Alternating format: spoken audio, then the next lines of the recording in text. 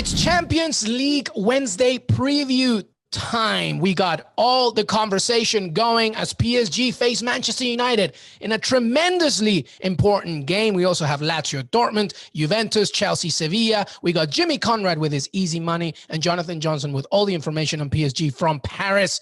And it begins right now. Welcome, everybody. Que Golazo Champions League Wednesday preview show. And of course, it begins with my man, my brother, Jimmy Conrad. Jimmy, how are you, bud? I'm good. How are you? Is that we are going to talk about a lot of soccer balls being kicked, a lot of grown men in small shorts kicking the ball in a certain direction, and I absolutely love it. Let's do it. Absolutely. And we begin with Jimmy's easy money. Buckle up your seatbelts. Buckle up those seatbelts, everybody. We're going to get into it right here. And actually, what's kind of fun is I went down the road of names that probably most people are familiar with and tried to find some good value for you guys within their respective William Hill slots as they were. Let's go to the first one. I talked about this yesterday, but Ciro the Hero Immobile scoring anytime against Borussia Dortmund, plus 120. And I say this, I'm going with the hot hand. I'll be honest. The guy scored in 6 straight games.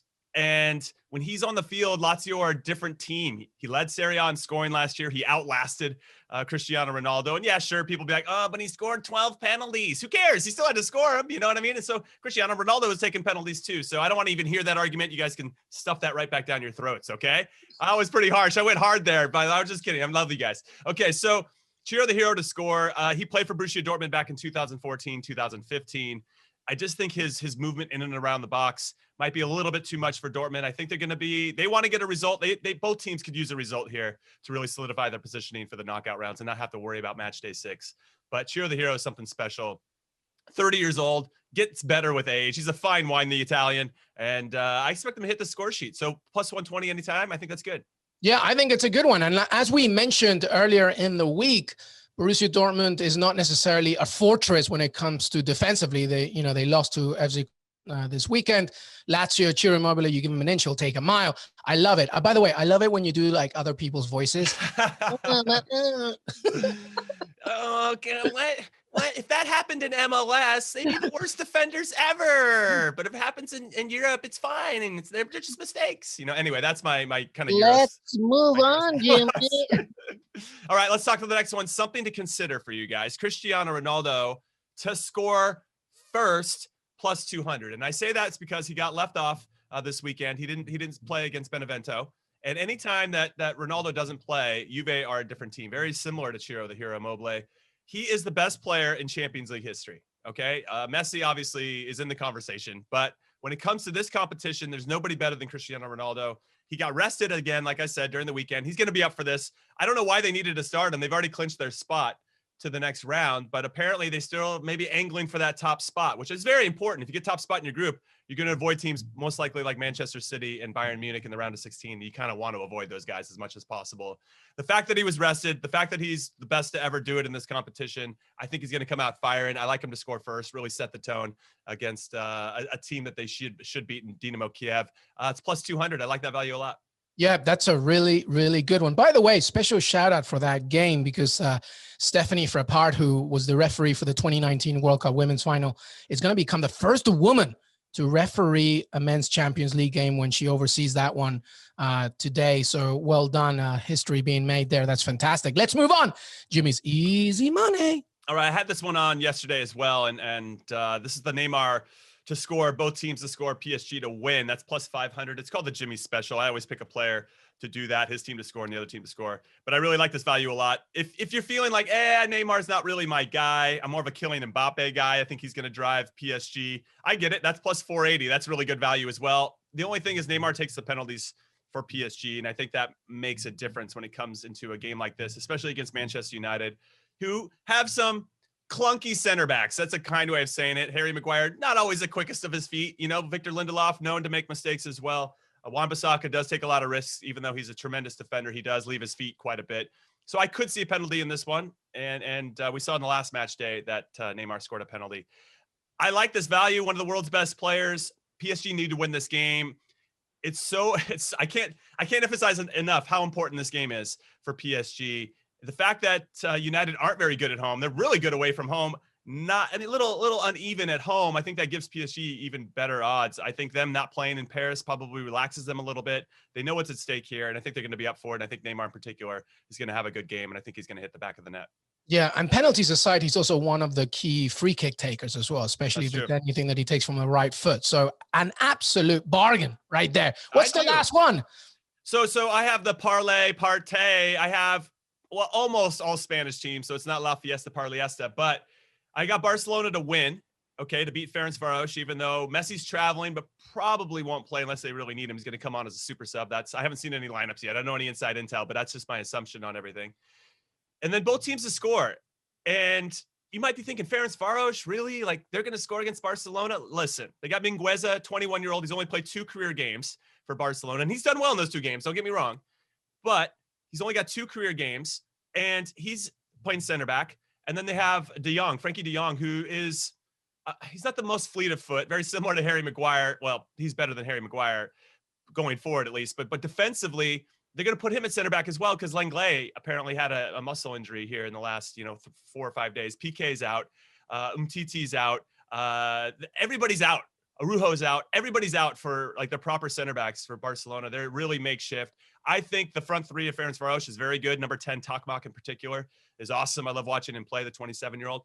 He's always doing something. They're very good on transition. I think they can sting Barcelona and get a goal, but I think overall Barcelona's quality will get them the win. So I like that one. Barcelona to win, both teams to score, plus 150 by itself. Okay, that's very important, plus 150 by itself. But if you parlay and combine it with Sevilla and Chelsea, both to score, that's it. You don't need a result, just both to score. That's minus 130 by itself. But if you combine those two, it's plus 342. And I like Sevilla and Chelsea. They if you remember match day 1, Luis, I want all 90 minutes of my life back of that Sevilla-Chelsea game. It was at Stamford Bridge, and it was 0-0, and they were very conservative.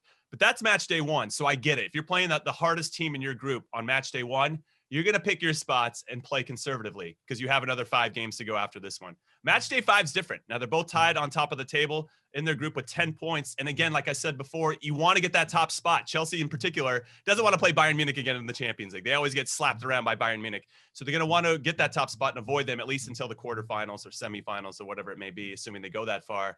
So I like them coming out swinging, and I like both teams to score. You don't need a result, like I said. So if you combine both of those things, the parlay's plus 342. I mean, you could do worse. That's what I'm saying. Yeah, and listen, like one more note about Ferencváros. Like, even though like they've been, knocked around a little bit, they have scored in every single game they've played. So that is echoing, supporting Jimmy's easy money. That's what I call a fun fact. Look at fun fact, Luis over there. I love it. All right, let's move on. After Jimmy's easy money, let's focus on Manchester United and PSG. We have Jonathan Johnson later on in the show, everybody, to really give us the lowdown on PSG in this must-win game. But I wanted Jimmy's thoughts on Manchester United, who had a tremendous comeback against Southampton. They're looking good in the Champions League, obviously, with all things considered, because right now, as we speak, they're topping Group H with 9 points. So, a draw is good. A win is better, obviously, against arguably, one of the toughest teams in the competition. How do you see Manchester United in this one? We're still trying to figure out who Ole Gunnar Solskjaer is when it comes to identity and trying to figure out. But how do you see this one? Well, I'm trying to figure out what lineup he's going to go with, because De Gea is out for the most part. He's doubtful. I think Dean Henderson's going to get a start. He's been thirsting for a start for a long time. Alex Telles, who I think does make a difference at the left back position instead of Luke Shaw. He looks like he might be doubtful as well. Pogba, is he going to play? Is he not going to play? Fred will probably be in there. Now, I think I said this recently, but Fred has started 11 games, and they've won 9 of those, drawn 1 and lost 1. So there's something about Fred.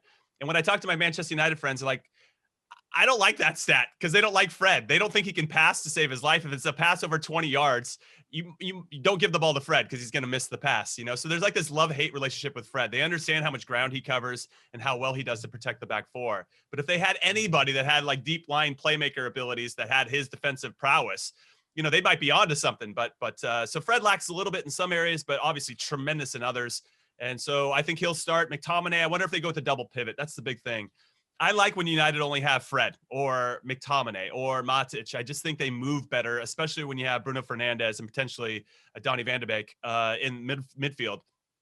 because those guys look for each other. The way that they combine, I love the way, and not surprisingly, an Ajax player plays, right? So Van de Beek comes over from Ajax. He's not getting as many minutes as I think he hoped for, but when he gets on the field, he just plays simple. And that simple style of play unlocks a lot of things. And when you're going to have a lot of immediate pressure, like a team from PSG, if Neymar loses the ball, Mbappe, Di Maria, anybody up top, they're going to try to immediately pressure. Okay. That's a hallmark of what they try to do. And most, I think, teams, top clubs are trying to do that. If you have a player like Van de Beek, he just plays simple out of it. Now, Fred has the ball in those situations. That's a good thing for PSG. I really feel like PSG is going to do everything they can to kind of trap it and really just force the ball to Fred and then almost back off of Fred, because I think he tries to do things he's maybe not capable of consistently. So there's a lot of these little subtleties and tactics that I'm actually going to be paying attention to PSG on the defensive side of the ball when they lose it and how they press and where they try to win it. Now you got Bruno Fernandes, who's tremendous. You take him out of the team, I think you can see how important he is. He really is the guy that makes everything tick. Tremendous leader as well. I want to know if Edinson Cavani starts. I mean, I think that's the biggest story. I was kind of saving it for last. He played for PSG for a number of years, beloved by the club and the fans. Didn't work out. They let him go for free, or he left for free. He was tired of his time there, or whatever it was. I don't know all the intimate details. But United get him, and yeah, they're paying him a big wage, but the guy's already proved it. You know, he had a tremendous second half, came off the bench and had an assist and 2 goals to help spur the comeback and lead the comeback over Southampton 3-2. He's picking the right time to be red hot. And I think that Man United are different when he's in the team.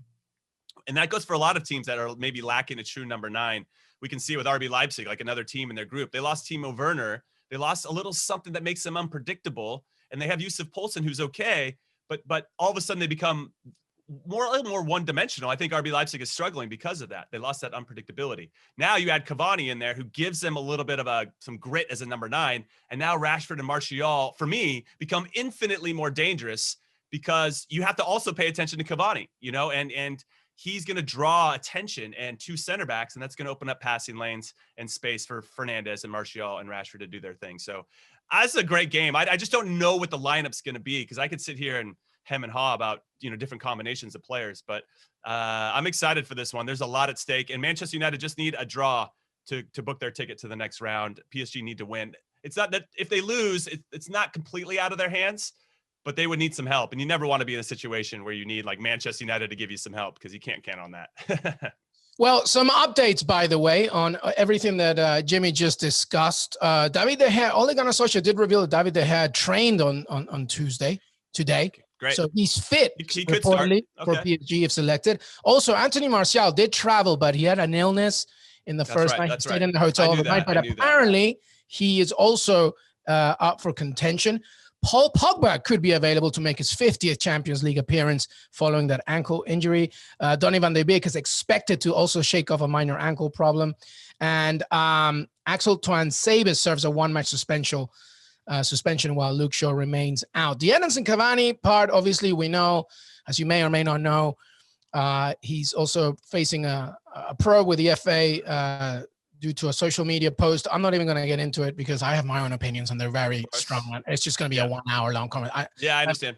But so that's one situation. But I think you make the biggest point, which is what I saw this past weekend, which is when you have somebody like Fred in the middle and Bruno Fernandes pulling the strings, and you have somebody like Cavani who just draws people in as a number 9, and you have 2 super uber talented attacking players on the width, they make Manchester United so dangerous. So dangerous, because no longer are you thinking about pace. Now you're talking about, you know, a poacher, somebody in the air, and oh no, we got Bruno Fernandes right behind them, like trying to. So that's a major headache for PSG. And I think that that's going to be the key. I think it's very important that Martial takes part of this game. I think he's a big part of this, wherever Ole Gunnar Solskjaer puts him in. But it's a big one. It's a big game, right? So I'm looking at, it's a huge game, and one of my favorites of this match day. I would say I'm looking back at the lineup that Manchester United rolled out in Paris on match day 1 when they won 2-1. And I thought they deserved to win that game, you know, overall. They were the better team on the balance. I thought they had some good spirit. Rashford ended up scoring that goal very late. They had Rashford and Martial. They were in a 3-4-1-2. Ultimately, Telles is out wide. kind of the left back, floating back. Wan-Bissaka's the other wing back. So they're really in a back five. And then they sat with two holding midfielders, and McTominay and Fred, and basically just had three attackers, in Martial, Rashford, and Fernandez. I don't think that works this time around, but I could see Ole Gunnar doing that because it worked before, And so I'm hopeful that he takes a little bit more of Cavani's presence into consideration. The fact that they can be very successful in that space with Fred running the point by himself in front of the back four, and then that allowing them to have one more player that can allow them to transition. It's one of those things where, okay, if you're a defender and you win the ball, and you're obviously going up against three of the best, attacking players in the world, Di Maria, Mbappe, and Neymar are no slouches. You're going to be pretty tired, I think, chasing. And when you have the ball, you don't want to have to think you have to make this killer 30-yard pass through four guys to thread it to Fernandez, who's ahead of you. You want to have somebody that can link that up. And I think Van de Beek would be a nice fit there. So I hope he gets away from the double pivot. To your point, the spine of the team is becoming a lot more solidified. You have Cavani, you have Fernandez, and you have Fred. Now, if they had two world-class center backs like they used to have, Rio Ferdinand and Vidic, we're talking about a team that I think could push for the title. But I still think they're a few players away, and to really identify or having that consistent lineup. And that's what I think they're still trying to find. And that's where I think maybe the lack of experience, even though Ole Gunnar's got a lot, I think he maybe either overthinks it or doesn't think about it enough. I don't know. I haven't really decided yet on Ole Gunnar. We're still on the fence about him, Luis, but it's going to be interesting. It's going to be a great game. And just to further my point, and I know JJ is going to come on here and talk about PSG, but they could use, and you could ask him, they could use a 9 as well. Like the fact that Cavani is gone, it's changed their team. Like it doesn't open up the same types of gaps for Neymar and Mbappe. Like people can double team them in a way they couldn't before. But if you have Cavani up there, the center backs are occupied. They can't go help double all the time against, and so it allows Mbappe and Neymar to be in 1v1 situations. Mauro Icardi's been hurt all the time. He hasn't really got going. Moise Kean I really like, but they lost Choupo-Moting as well to Bayern. Like they just need a presence, and it makes a big difference for the really talented guys out wide to really have a bigger impact on the game. So we talk about teams that need a 9. PSG needs one for sure. And the sooner Mauro Icardi can get back on the team, I think they're going to at least be a little bit more dynamic on both sides, as opposed to being kind of predictable. Like, all right, it's going to be 1v1s. Who wants to defend Mbappe on this one? Okay, it's Neymar's turn. How are we going to stack him up and make this difficult? And even Neymar came out recently and said, we're not necessarily predictable, but we just need to not be in 1v1 situations. We need to play together. And I thought that was a really interesting comment ahead of this game. Well, Jonathan Johnson will give us the entire lowdown on PSG after the break. And before we say goodbye to Jimmy, give me your score prediction. On this game? Yeah. I will say, because I went with the bet of Neymar scoring and PSG winning and both teams to score, I'm going to say 2-1. I think PSG will win by a goal. I could see a 3-2, but I'm going to play a 2-1 here, and hopefully making some cheddar on the way to the bank when Neymar scores as well.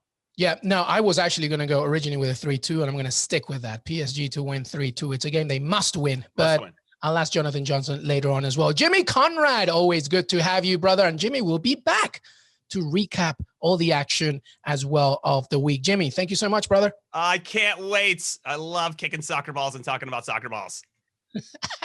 Thank you, man. See ya.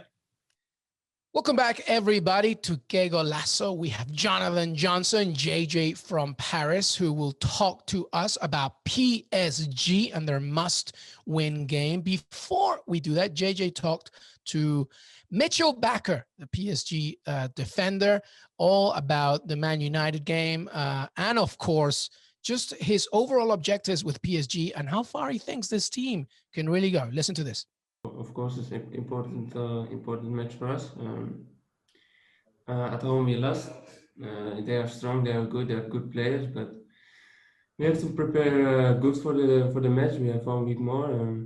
Saturday we play against Bordeaux, first the match in the competition, and then we can go to preparation to Manchester. We have two, I think, but with the quality what we have, and the club, it's a big club, a lot of quality. These players, in the team, of course, we have to do the same thing as last year. That was Bakker right there talking to our very own Jonathan Johnson. A few good things to say there. Kind of optimistic, but, granted, such a big team. JJ, PSG, a must-win game against Manchester United. Talk to us, first of all, the latest on PSG's squad as they face the Red Devils? Yeah, so obviously a lot of pressure on PSG coming into this one. Thomas Tuchel once again in the firing line after a disappointing 2-2 draw at home to Bordeaux over the weekend. As we heard from Bakker, I don't think it was necessarily over ambitious of PSG to be targeting a repeat of last season, if not going one step better at the beginning of the campaign. It's just that the way that this season has gone so far for PSG, makes that obviously quite an optimistic outlook at this moment in time. For PSG right now, it's all about getting out of this group stage now into the latter stages, getting back as many of the players into top condition as possible then ahead of the knockout rounds. But in terms of the PSG squad, PSG will be boosted by the fact that they have Presnel Kimpembe, Idrissa Gueye coming back from suspension. Those are two obvious players who will probably walk straight back into the starting 11. Gueye was on the bench over the weekend against Bordeaux, but he will probably come into that midfield when you bear in mind that Marquinhos, who was also absent against Bordeaux, will probably move back into defence and be paired with Kimpembe. I think Bakker is likely to start at left back, considering that Kurzawa has had a couple of physical issues recently. Navas is back in the squad, so obviously he'll be between the sticks. It wasn't the most convincing of performances from Sergio Rico over the weekend, so that will be reassuring. For Tuchel and Florenzi will complete the defence at right back. I think that is the key area for PSG. There's not been that much continuity in that area so far this season. And also remember, it's the first campaign for a long time where PSG don't have Thiago Silva marshalling them at the back. And then the obvious big addition to the PSG side is probably going to be Marco Verratti coming into the midfield. Was able to start and play quite a lengthy match against Bordeaux, which is a big boost for PSG and Tuchel. I imagine that he will be part of the midfield along with Gueye, and then we'll see how Tuchel completes that midfield. You'd assume it would be a trio. So for me, it wouldn't be a huge surprise to see somebody like Leandro Paredes complete that three in the middle, and then it's up to Tuchel, who he favours in attack. You'd imagine that Neymar and Mbappe are two of the three in that front line, and probably Angel Di Maria, which would mean that you'd have someone like Moise Kean coming off the bench. But if Tuchel wanted to throw a curveball towards Ole Gunnar Solskjaer for this match, perhaps he would go with somebody like Kean and perhaps leave one of Neymar or Mbappe on the bench and have them coming off of the bench, to provide some impact. We know that they've been struggling physically recently. Tuchel won't be able to call on Mauro Icardi or Pablo Sarabia in this match, so it's going to be a question of how the German best handles his players in terms of the tactical outlook for this match. Let's not forget, when the pressure has been on, Tuchel and PSG generally have been able to deliver the performances when they need them. They've gone to Old Trafford in the past and gotten a result with a very good performance. And Thomas Tuchel will be looking for more of that we saw back in early 2019. Obviously without the threat of the second leg implosion there. Interesting choices for Tuchel up front. I can't even imagine Neymar on the bench or Mbappe on the bench, but it does make sense, I guess, to have a more natural number 9 if Moise Kean comes in. And Angel Di Maria, of course, facing his former club. Listen, JJ, we've been talking to Jimmy a lot about, Cavani, obviously, on the Manchester United side, a former PSG player. Just how badly, are they missing Icardi as well? Just, somebody like a sort of target man that can really just, draw in defenders, score, be a poacher. I think that's been a major problem, don't you think? Yeah, absolutely. I don't think, having Icardi out of action for such a long period of time was part of the plan for PSG coming into this season. Obviously they paid out big in order to secure him on a permanent basis. Back when, we were sort of in the first couple of months of the coronavirus crisis, and obviously that decision has come under a lot of scrutiny recently because Icardi's not been back on the field. So obviously once he is back fully fit and able to play, sort of the most part of matches, then that will be a big boost for PSG, because obviously it's another different kind of profile for PSG to line up with. The one thing that I would say that is probably the concern with Icardi at this moment in time, aside from the fact that he's been out of action for quite a while now with this knee problem, is the fact that when he was playing, he wasn't in the best form of his life. It was not the same Icardi that we'd seen over the first half of the season, last season when he was on loan.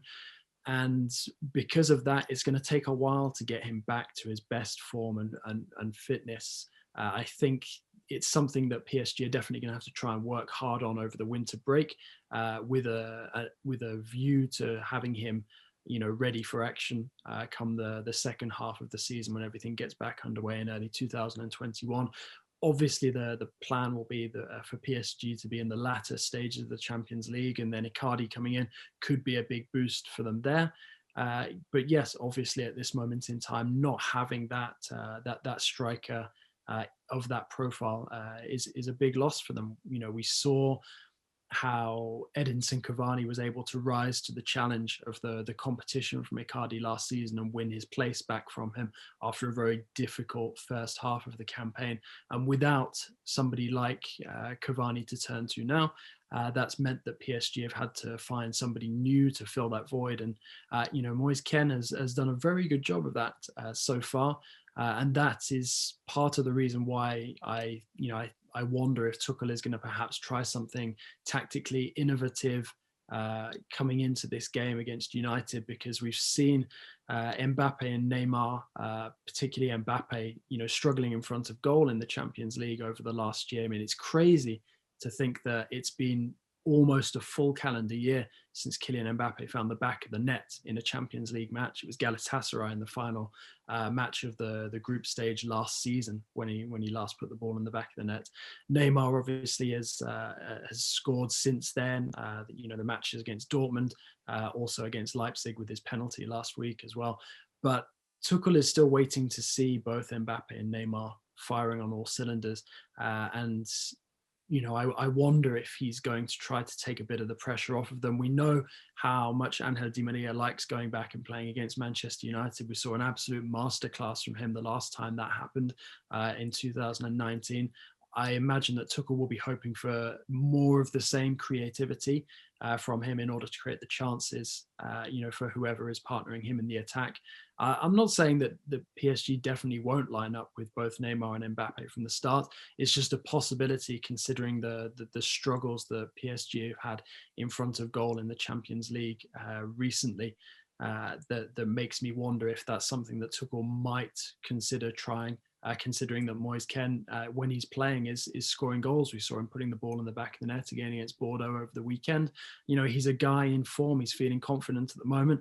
He'll also be motivated by the fact that it's an opportunity to show the English audience that he didn't really get to impress while he was with Everton, exactly what they're missing. So I think there are going to be a lot of players in this PSG side motivated to perform. And obviously Edinson Cavani will look to show what they're missing as well on the opposite side. All right, let's finish up with Group E. Chelsea, Sevilla are through. No need to talk about them. But I want to talk about the third and fourth teams, actually. Krasnodar facing Rennes, both a point each. Why is this game, in a way, kind of, watchable, I guess? Why is that important? Well, obviously, it's going to be a shootout between the two of them for the Europa League berth. But I think the thing that I find most interesting about this game coming into it is the way that being in the Champions League group stage has adversely affected both teams' form. I mean, if you look at their results since playing each other at the beginning of the group stage, they've pretty much mirrored each other. I think Rennes have drawn one match more than Krasnodar, but both sides have basically only won one match each and lost pretty much the rest of them. So it's really had a bad effect on their season. Rennes are dropping down towards mid-table.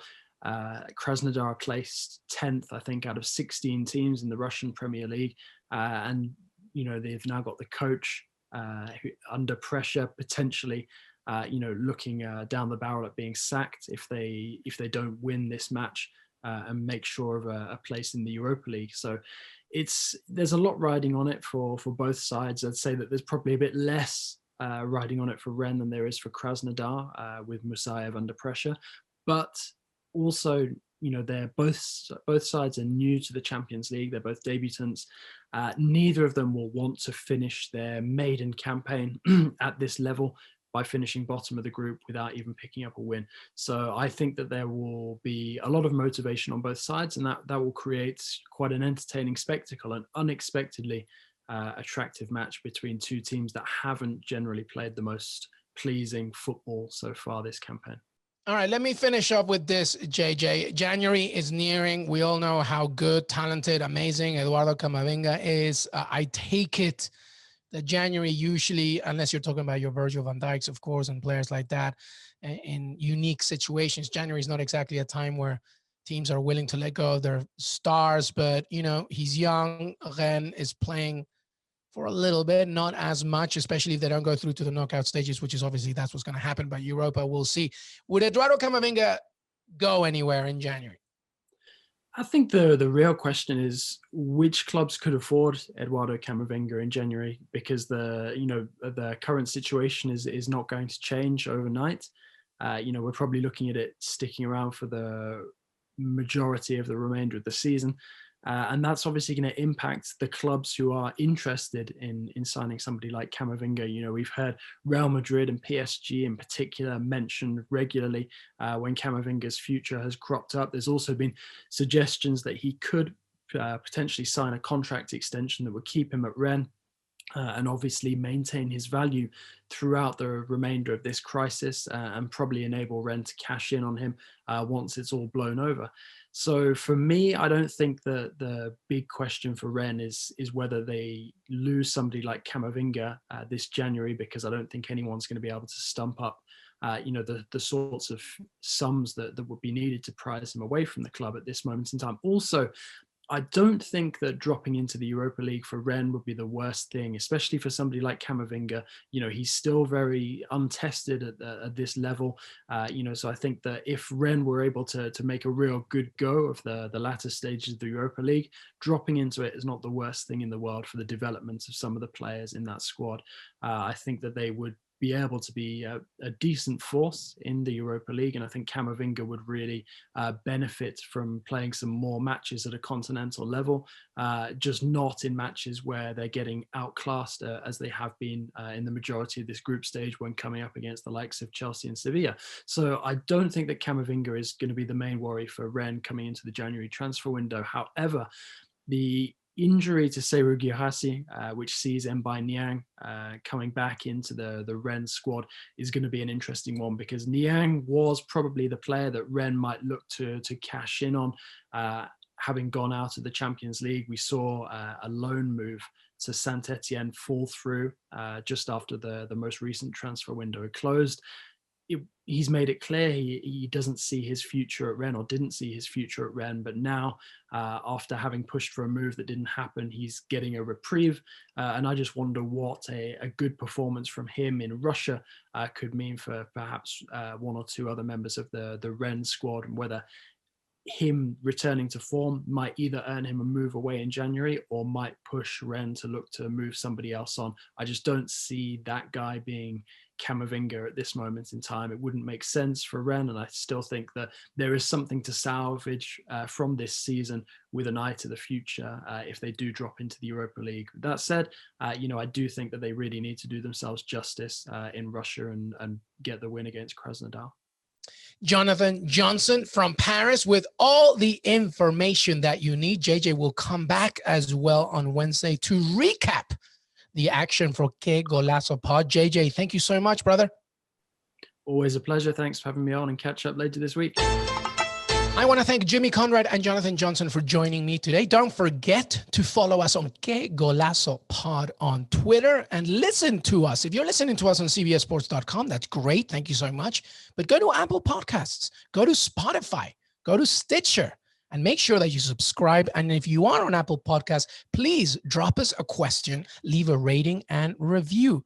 This team at Que Golazo is growing and growing and growing, and we're here every single day to give you the latest from the greatest sport in the world. We'll see you next time.